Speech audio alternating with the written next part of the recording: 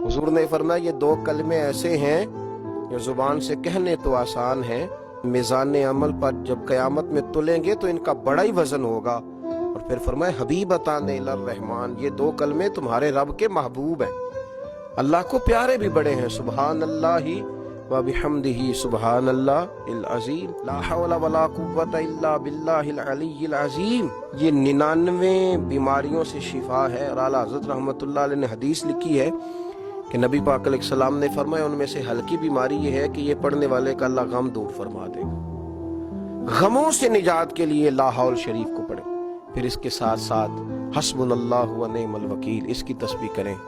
और जो चाहता है कि मैं रहमत में नहला दिया जाऊं, मेरे चारों जानब करम ही करम हो, आसानी ही आसानी हो, तो फिर वो तस्बीह ले ले और दुरूद व सलाम पढ़ना शुरू कर दे।